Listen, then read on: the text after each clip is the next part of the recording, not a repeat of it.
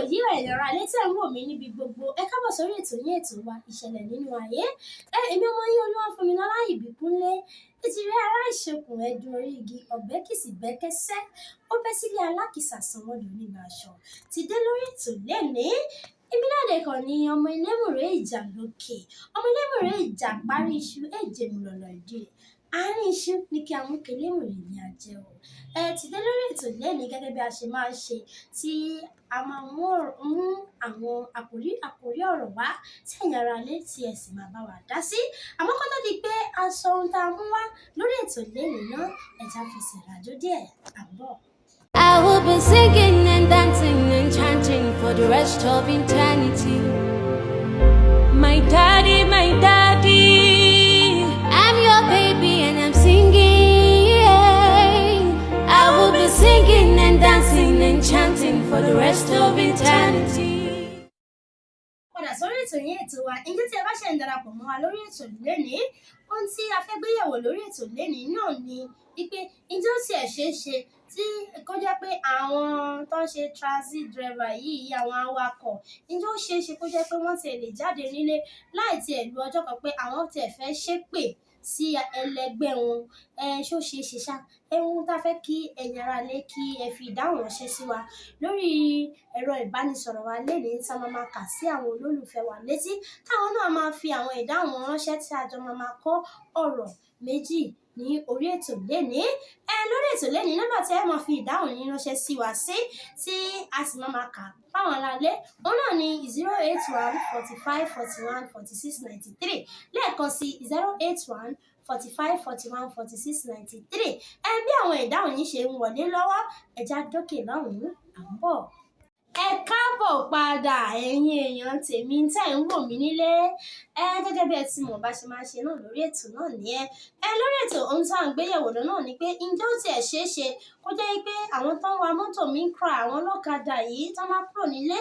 kó má tẹ̀ sọ pé àwọn fẹ́ ṣépè fún ẹlẹgbẹ́ wọn kọ̀ọ̀kan ní ojúmọ́ ọjọ́ kan ǹjẹ́ ó tiẹ̀ ṣeé ṣe ohun tí a fẹ́ kí ẹ̀yin ará ilé kẹ́ ẹ máa fi ìbéèrè yín kẹ́ ẹ máa fi ránṣẹ́ sí wa lórí ẹ̀rọ ìbánisọ̀rọ̀ wa lórí ètò lénìí nìyí àmọ́ àwọn ìdáhùn tí ó ti wọlé lórí ètò lénìí ìdáhùn àkọ́kọ́ ti wọlé o láti ọ̀dọ̀ Omidan Bọ́sẹ̀dé láti ìlú Ìbàdàn àwọn náà ti sọ̀rọ̀ wọ́n ní wípé kò ṣeé ṣe o olóòtú nítorí pé kò sí bí wọn ṣe lè fi agagbága wípé àwọn ò lè ṣe é pé kò ṣeé ṣe ẹ ṣe wọ́n ní láti ọ̀dọ̀ Omidan Bọ́sẹ̀ àwọn ní kò ṣeé ṣe fún àwọn onímọ́tò bákan náà dẹ̀ ni a rí àwọn ìdáhùn gbà ní àti ọ̀dọ̀ Mr. Ẹniọlá náà ti sọ tiwọn wọ́n ní tó bá tiẹ̀ jẹ́ pé èèyàn wọn ò ní lọ́kàn wípé àwọn ò lè ṣe irú ẹ̀ ṣùgbọ́n ẹni tó ń bọ̀ ó ṣeé ṣe kó ṣe ohun tó ṣe gẹ́gẹ́ bí ohun tí à ń sọ lọ yìí kò sí àrídájú wípé kí àwọn awakọ̀ yìí kọ́ máa ní gbólóhùn asọ̀ síra wọn òun náà lẹ ti gbọ́ yẹn wọ́n ní kò sí àrídájú wọ́n máa ní gbólóhùn síra wọn òun náà tá à ń sọ̀rọ̀ lọ lórí náà ni pé ǹjẹ́ ó ṣeé ṣe kí àwọn awakọ̀ kí wọ́n má tiẹ̀ ní gbólóhùn ohun ọ̀rọ̀ òdì síra wọn lójúmọ́ kí wọ́n fi àwọn ìdáhùn yín ránṣẹ́ sí wa lórí ètò lẹ́ẹ̀kan sí 081 45 41 46 93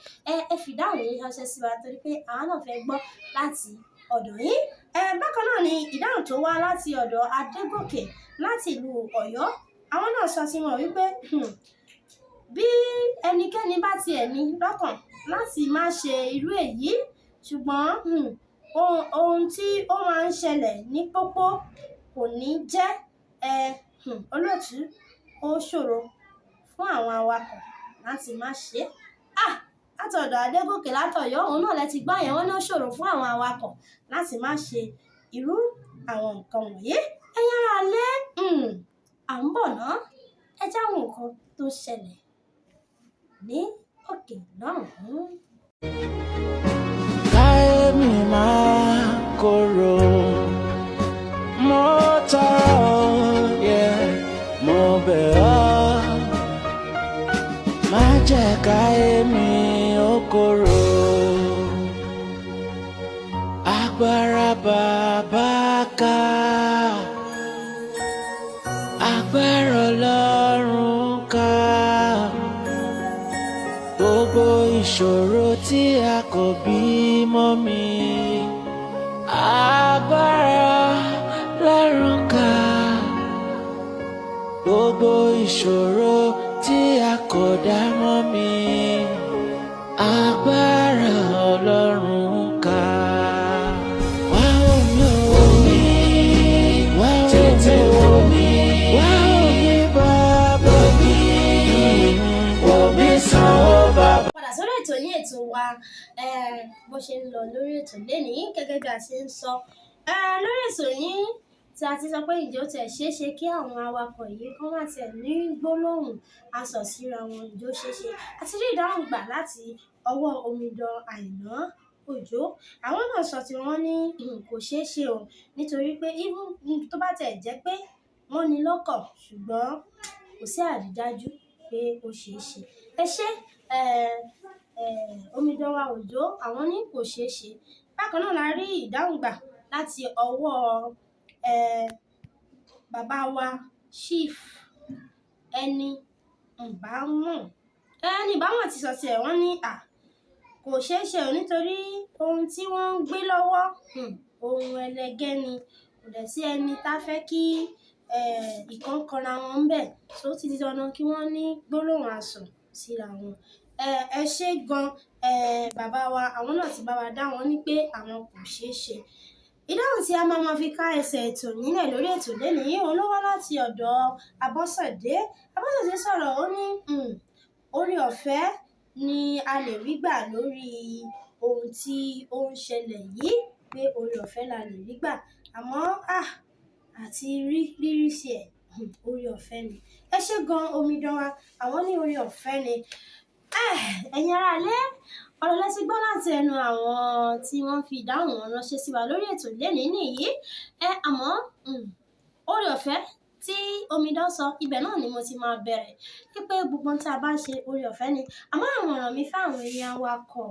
ojú pópó ni wípé kí Ọlọ́run kó máa ṣọ́ yín lọ kó sì máa ṣọ́ yín padà. Ẹ̀yin tẹ́ wá kúrò nílé láyọ̀ àtàlàáfíà náà lẹ́ẹ̀ máa padà wọlé láyọ̀ àtàlàáfíà. Ohun tí wọ́n ń gbé lọ́wọ́ yìí kò ní kọjú ìjà sí yín láṣẹ Àláùrà.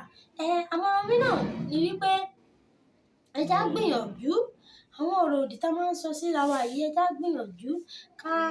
ká máa sọ ọ̀rọ̀ rere bóyá nípa pé ká ṣépè a lè sọ pé Ọlọ́run fẹ́ ṣe rere fún ẹni àbí ilé ayé ẹ fẹ́ tòrò ni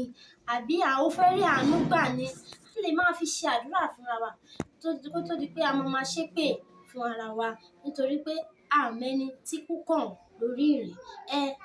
Ojú tẹ wá fi ń wò mí nílé ojú náà ò ní fọ́ etí tẹ fi ń gbọ́ ọ̀rọ̀ yìí kò ní di. Èmi ọmọ yín Oluwafunmilola Ibikunle Ejire ló ń kí yín wípé